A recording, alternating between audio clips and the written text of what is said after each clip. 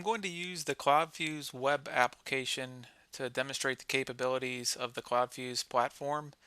The web app is just one of the members of the suite of products we use to service end customers.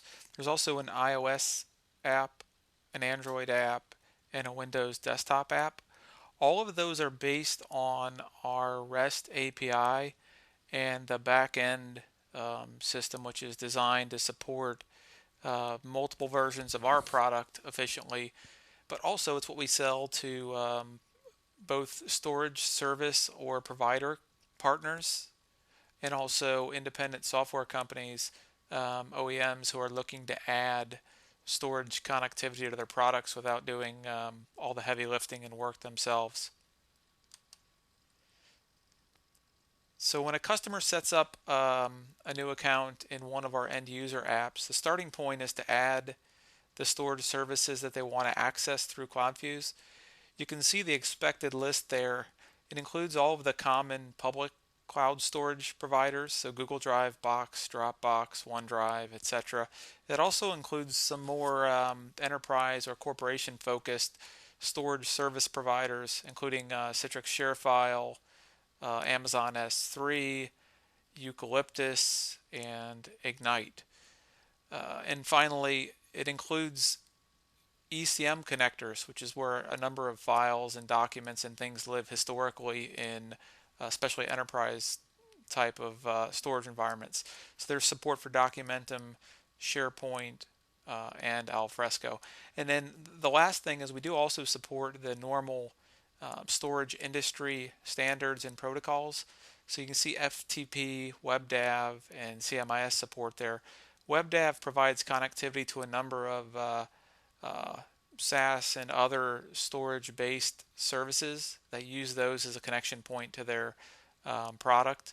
CMIS is common for connecting to older storage systems and some on-prem things, and then FTP is another standard industry protocol. So the process to set up any number of storage accounts within CloudFuze is pretty straightforward. You click on one of the icons and basically enter your credentials. So we access these accounts through OAuth. We don't take or store or keep passwords.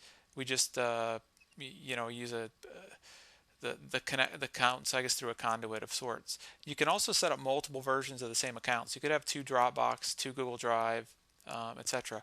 So after an end user customer sets up all their accounts, they can get a view from this main dashboard that kind of shows all of their files regardless of where they live within the CloudFuze application. And from there, there's a number of management functions and features that they can use to basically do work, collaborate. Very basic things like opening files, downloading files, renaming files, deleting files is all there, of course. There's also categories and tags, which create some unique ways within CloudFuze to sort of group and manage files or sets of files that are related, even if they're across different storage platforms, right? Within a single storage platform, you'd probably use folders or something like that. You can do similar inside of CloudFuze across storage services. Finally, there's some more advanced, I guess, collaboration and file management functions as well. Share is basically a way to distribute or work with files across different platforms and different people. So you can send a message attached, and there's different security settings here as well. You can set up a share of files to be password protected. You can set up an expiration date if you want it to be only for a period of time. There's ability to set download counts. There's also this public-private function. Public basically sets up a web link to a file that anybody who gets the link can access. So not very secure or private, which is fine for some things and actually preferred. Private shares actually require the person who receives the file to log into a CloudFuze account using the email that the file was shared with. So very strictly controls who can access the file at that point.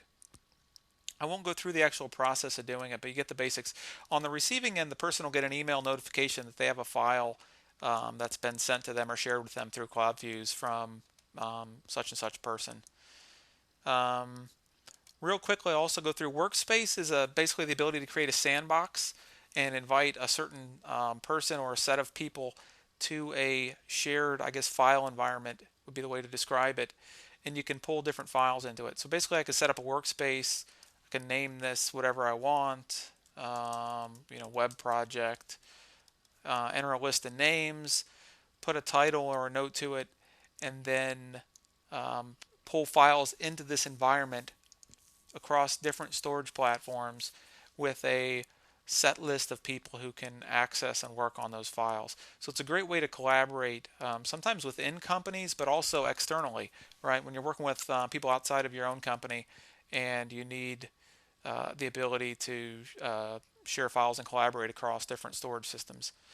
Last but not least, more storage management focused, we offer the ability to move files from one storage environment to another. So, for example, I could go in and select some files or folders within my Dropbox environment and move them across to a different storage environment. So, there's a Google Drive, for example, ability. So I won't go through and do the actual processing of this here, but the idea is it's an easy way to move either a small number of files or even larger number of files. And this is the core of the functionality that we use to support storage service providers that we work with as well for when they win a new customer transitioning files into their account. So that's, I guess, the short overview of some of the functionality that's in CloudFuze currently. Obviously, there's a roadmap and some futures to that as well, and there's also a deeper dive in terms of a demo. But in the name of keeping this at a summary level, I will close with that. Please feel free to reach out to us if you have any questions or would like more information. Thank you.